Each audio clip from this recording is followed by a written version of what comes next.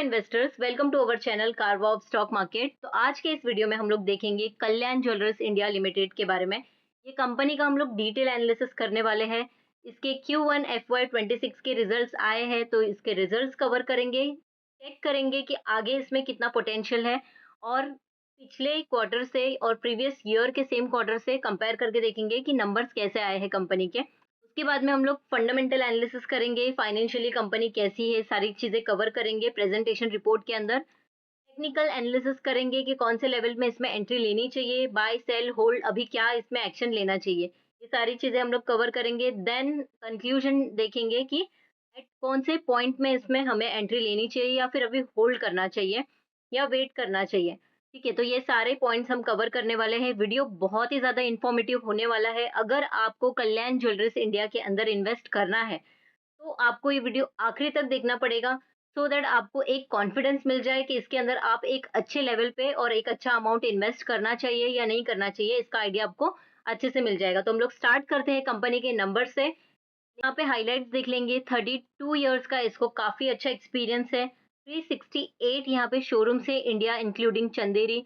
यहाँ पे 36 शोरूम्स है मिडल ईस्ट में, 2 शोरूम्स यूएसए में है, 6 कंट्रीज में इसका बिजनेस चल रहा है, 23 states and union territories in India. Then my Kalyan grass root store जो है वो 1047 है। रिक्रूटमेंट सेंटर्स 15 है। इसके एम्प्लॉय देखेंगे तो 14,092 एम्प्लॉयज है। करंट रिवेन्यू लास्ट 12 मंथ का 2,67,857 मिलियंस का है। बहुत ही शानदार यहाँ पे रिवेन्यू जनरेट किया है।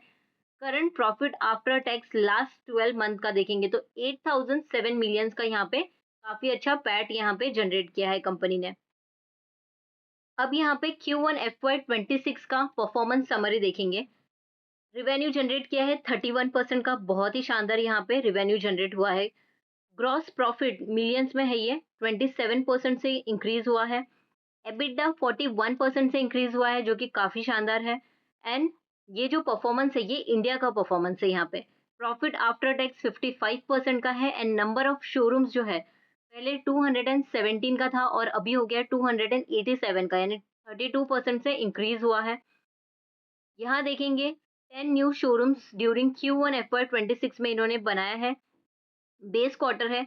Q1 FY26 का जो था वो 12 शोरूम्स था। रिवेन्यू ग्रोथ काफ़ी अच्छा इंक्रीज हुआ है और न्यू कस्टमर एडिशन कंटिन्यूसली हो रहा है और हेल्दी कस्टमर्स यहाँ पे आते जा रहे हैं। Higher share of revenue from franchisee showroom देखेंगे तो 43% का है। एंड फोको शोरूम्स जो है उससे काफ़ी अच्छा प्रॉफिट बिफोर टैक्स जनरेट हो रहा है। मार्जिन एक्सपांशन बहुत ही अच्छे से हो रहा है इसका। नेक्स्ट हम लोग देखेंगे इंडिया परफॉर्मेंस से। यहाँ पे साउथ से रिवेन्यू 30% का इंक्रीज हुआ है। गोल्ड रिवेन्यू 32% से इंक्रीज हुआ है, जो कि काफ़ी अच्छा है ये। नॉन साउथ रिवेन्यू 33% से इंक्रीज हुआ है और स्टडेड रिवेन्यू जो है वो 30% से इंक्रीज हुआ है, जो कि काफ़ी अच्छा है। स्टडेड शेयर कंपेयर टू पहले था 30 और अभी हो गया 30.3 का, तो ये भी बहुत ही अच्छे से इंक्रीज हुआ है। Robust revenue growth across market and categories जो है, स्ट्रॉन्ग सेम स्टोर सेल्स जो है वो काफ़ी अच्छे से इनका इंक्रीज होते जा रहा है 20% से, एंड नॉन साउथ से 16% से। Non south contributed to 51% of total revenues ने कंट्रीब्यूट किया है और 30.3% studded share compare to previous year में। ओवरऑल अगर हम देखेंगे साउथ एंड नॉन साउथ का, तो परफॉर्मेंस बहुत ही शानदार आया है इंडिया परफॉर्मेंस से। नेक्स्ट यहाँ देखेंगे मिडल ईस्ट परफॉर्मेंस। तो अभी मिडल ईस्ट से यहाँ पे Q1 FY26 का परफॉर्मेंस समरी। रिवेन्यू 27% से इंक्रीज हुआ है। ग्रॉस प्रॉफिट मिलियंस में है, ये 21% से इंक्रीज हुआ है। एबिटडा 17% से इंक्रीज हुआ है। नंबर ऑफ शोरूम्स में कोई चेंजेस नहीं है, जितना पहले था अभी भी उतना ही है। प्रॉफिट आफ्टर टैक्स 18% से इंक्रीज हुआ है। तो कंज्यूमर सेंटिमेंट्स जो है वो काफ़ी रोबस्ट है यहाँ पे। वॉलेटाइल गोल्ड प्राइजेस की वजह से यहाँ पे स्टडेड शेयर जो है वो 18.4% से इंक्रीज हुआ है, पहले 16.4% का था। हेल्दी ग्रोथ है 27% का, partially aided by refurbishment relocation of 8 showrooms इनका रीलोकेट हुआ है। फिर higher share of revenue from FOCO showrooms leading to lower gross margin and EBITDA margin जो है वो काफ़ी अच्छे से एक्सपेक्टेड है। अब दोनों का मिला के यहाँ पे कंसोलिडेटेड परफॉर्मेंस देखेंगे तो रिवेन्यू 31% से इंक्रीज हुआ है, ग्रॉस प्रॉफिट 28% से इंक्रीज हुआ है, एबिटडा 38% से इंक्रीज हुआ है एंड यहाँ पे प्रॉफिट आफ्टर टैक्स 49% से इंक्रीज हुआ है। तो ओवरऑल कंसोलिडेटेड नंबर जो है कंपनी का बहुत ही शानदार आया है। नेक्स्ट देखेंगे कंसोलिडेटेड परफॉर्मेंस यहाँ पे बैलेंस शीट का। तो नेट डेट टू इक्विटी, ये जो है net debt to equity with GML यानी कि gold metal loan and net debt to equity without GML, इसका ये ग्रे में है और ये येलो में है। तो आप देखोगे ट्रेलिंग 12 मंथ का जो net debt to equity without GML जो है वो -0.02 का हो गया, जो कि काफी अच्छा है। And net debt to equity with GML 0.5 का है और पहले भी उतना ही था, तो कोई चेंज नहीं है, तो ये भी काफी स्टेबल है। अब यहाँ पे देखेंगे कंसोलिडेटेड इंडिया परफॉर्मेंस, इसका बैलेंस शीट। आरओसीई इसका देखेंगे तो कंसोलिडेटेड है और इंडिया का है, तो कंसोलिडेटेड 21.8% से इंक्रीज हुआ है। ये ट्रेलिंग 12 मंथ का है और ये फुल ईयर का है। FY 24 एंड 25 यहाँ पे फुल ईयर है एंड ट्रेलिंग 12 मंथ में आप देखोगे कंसोलिडेटेड ऑलरेडी ये दोनों से ये इंक्रीज हो गया है, 21.8% का आरओसीई जनरेट हुआ है। इंडिया का 19.2% से इंक्रीज हुआ है, ये भी काफी अच्छा है। पहले के कंपैरिजन में देखेंगे तो ये अभी क्रॉस कर चुका है, पहले का जो परसेंटेज था उसको ब्रेक करके ये आगे बढ़ चुका है। आरओई देखेंगे तो कंसोलिडेटेड एंड इंडिया ये भी काफी अच्छे से ग्रो कर रहा है। इन्वेंट्री टर्न देखेंगे तो कंसोलिडेटेड इंडिया का ये इंक्रीज हुआ है, जो कि यहाँ पे आप देखोगे 2.8 था और यहाँ 3 था, अभी हो गया है 3 और 3.2, तो ये भी इंक्रीज हो गया है। नेक्स्ट देखेंगे यहाँ पे net debt to EBITDA including GML, यहाँ पे इंक्रीज यहाँ ट्रेलिंग 12 मंथ का है, FY 25 से ये 1.4 का है और यहाँ पे 0.9 का है, तो ये भी काफी अच्छा है, कम हुआ है। Net debt to equity consolidated India का ये भी सेम है, कोई ज़्यादा इंक्रीज नहीं हुआ है, जो कि एक पॉजिटिव साइन है। और ट्रेलिंग 12 मंथ का 0.3 का है, पहले भी 0.3 का था, तो ये भी काफ़ी अच्छे से कम कम है, मतलब स्टेबल है ये। Net debt to equity excluding GML, तो ये माइनस में गया है, जो कि काफ़ी शानदार है और ये सेम है, कोई चेंजेस नहीं है। Net debt to equity excluding GML, तो ये भी माइनस में है। तो कंपनी का जो बैलेंस शीट में जो नेट डेट टू एबिटडा और नेट डेट टू इक्विटी वो काफी अच्छा स्टेबल है, कोई ज्यादा इसके अंदर कंपनी कर्जा नहीं ले रही है। रिलायंस ज्वेलर्स का टेक्निकल चार्ट, वीकली चार्ट यहाँ पे ओपन कर लिया है, पहले पहले वीकली चार्ट देख लेते हैं, फिर डेली चार्ट देख लेंगे।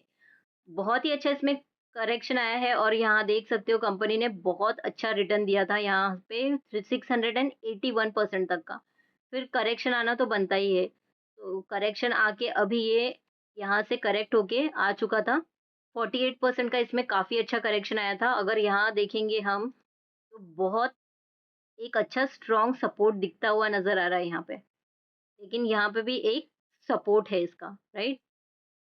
तो ये इसका बेस है। यहाँ पे अगर आता है तो एक अपॉर्च्युनिटी बन सकती है, क्योंकि कंपनी फंडामेंटली काफ़ी स्ट्रॉन्ग है, जो इसके रिजल्ट्स आए हैं बहुत अच्छे आए हैं। यहाँ से इसने अगर देखेंगे यहाँ पे टच करके ये इधर तक आ चुका था, यानी 39-40% का रिटर्न दिया, बट वापस से इसमें करेक्शन आया एंड यहाँ देख सकते हो 24% का यहाँ पे रिकवरी हुआ है। लेकिन मुझे लगता है कि ये और थोड़ा यहाँ पे करेक्ट होगा और करेक्ट होके अगर वो इस लेवल पे आता है 436 के लेवल पे, जो कि अभी तुरंत नहीं आएगा, 1-2 हफ्ते में, इसको थोड़ा टाइम लगेगा, लेकिन अगर ये आता है तो डरने की कोई बात नहीं है। इस ये एक आपको आप उसको एज़ अ अपॉर्च्युनिटी समझिए, क्योंकि कंपनी अगर फंडामेंटली स्ट्रॉन्ग है, ग्रोथ इसका बहुत अच्छा है और इसका जो स्टोर्स है वो भी इंक्रीज़ होते जा रहा है और गोल्ड प्राइस आपको पता ही है इंक्रीज़ होते जा रहा है। शादियों में गोल्ड लगते ही है, ज्वेलरी बनाना कोई बंद नहीं करता है, कितना भी महँगा हो जाए, राइट? तो ऐसी कंपनीज़ के अंदर हमेशा इन्वेस्टेड रहना चाहिए, जो आपको पता है कि फ्यूचर में जाके ये अच्छे ही रिटर्न्स दे सकती है। तो यहाँ पे मैंने कुछ लाइन्स ड्रॉ करके रखा है, जहाँ पे ये एक इसका बेस है 394, अगर आपको मिलता है तो बहुत अच्छी अपॉर्च्युनिटी मिल जाएगी आपको। और यहाँ पे इन्वेस्ट करके इसको लॉन्ग टर्म के लिए छोड़ दीजिए। लॉन्ग टर्म जैसे ही आपको लगता है कि ये कंपनी अच्छे से परफॉर्मेंस कर रही है, तो आप इसमें बने रहिए। जैसे लगता है कि परफॉर्मेंस डाउन हो रहा है, तो आप अपना प्रॉफिट बुक करके निकल सकते हो, या फिर यहाँ से लेके अगर ये समझ जाओ इधर आपने बाय किया, ठीक है, और यहाँ पे अगर ये आ गया तो 100% का भी अगर आपको प्रॉफिट मिलता है, तो भी क्या कमी है इसमें, राइट? इसके लिए अगर इस लेवल पे मिलता है तो ज़रूर एंट्री लेना, और इस लेवल पे भी मिलता है तो थोड़ा बहुत आप बैचेस में इसमें इन्वेस्ट कर सकते हो। तो फंडामेंटल्स देख लेते हैं और फिर हम लोग को एक कॉन्फिडेंस आ जाएगा कि इसके अंदर हम लोग ज़्यादा इन्वेस्ट कर सकते हैं या नहीं।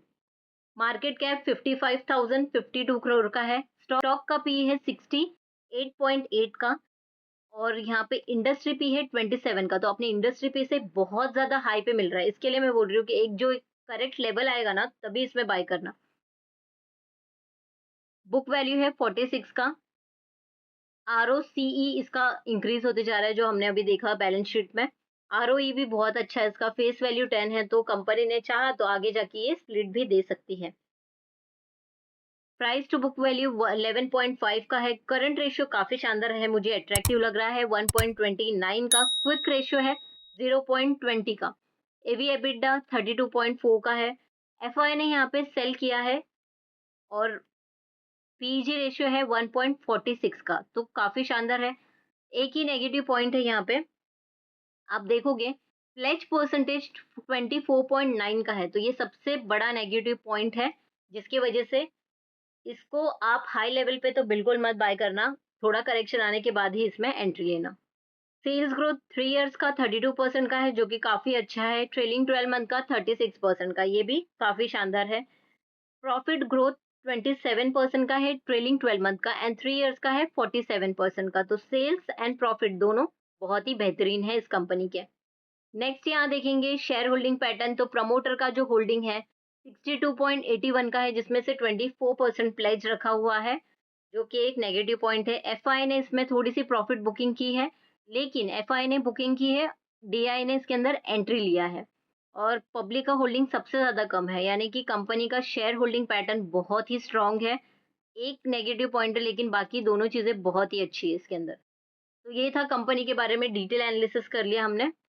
प्रॉफिट एंड लॉस देख लेंगे। सेल्स तो ट्रेलिंग 12 मंथ का जो है, प्रीवियस का जितना भी सेल्स था, प्रीवियस क्वार्टर का, प्रीवियस ईयर का, सबको क्रॉस करके इसका जो सेल्स है ट्रेलिंग 12 मंथ का इंक्रीज हो गया, 26,794 का हो गया, जो कि काफी एक अच्छा पॉइंट है। एक्सपेंसेस भी उस हिसाब से इंक्रीज हो रहा है। प्रॉफिट यहाँ पे देखेंगे, ऑपरेटिंग प्रॉफिट ये भी इंक्रीज हो गया है। ऑपरेटिंग प्रॉफिट मार्जिन कंपनी का कंसिस्टेंट है अभी तक। अदर इनकम यहाँ पे इंक्रीज हो गया है। नेट प्रॉफिट पहले के कंपैरिजन में ये अभी भी इंक्रीज हो गया है। ईपीएस देखेंगे तो ईपीएस भी कंटिन्यूअसली इंक्रीज होते जा रहा है, तो ये फंडामेंटली बहुत ही स्ट्रांग कंपनी है। सिर्फ एक रेड फ्लैग दिखा है प्लेज परसेंटेज, अदरवाइज मुझे कोई भी इसमें नेगेटिव पॉइंट नहीं दिख रहा है। अगर आपको कोई नेगेटिव पॉइंट पता है इसके बारे में, तो कमेंट करके जरूर बताइएगा, सो दैट मुझे भी पता चले और जो भी इस वीडियो को देख रहे हैं उन्हें भी पता चले। तो वीडियो थोड़ा भी इन्फॉर्मेटिव लगा है तो वीडियो को लाइक कीजिए, अपने दोस्तों से शेयर कीजिए, सो दैट उनको भी इस कंपनी के बारे में डिटेल में जानकारी मिले। चैनल को सब्सक्राइब नहीं किया है तो सब्सक्राइब कर लीजिए, इससे मुझे बहुत ज़्यादा मोटिवेशन मिलता है ऐसे ही वैल्यूएबल कंटेंट बनाने के लिए। बेल आइकन पे ज़रूर क्लिक कीजिएगा, क्योंकि मैं और भी बहुत सारे कंपनीज के रिजल्ट्स कवर करूंगी, तो वो सारे नोटिफिकेशंस आपको टाइम पे मिल जाएंगे। Thank you for watching this video. मिलते हैं अगले वीडियो में, तब तक के लिए हैप्पी इन्वेस्टिंग।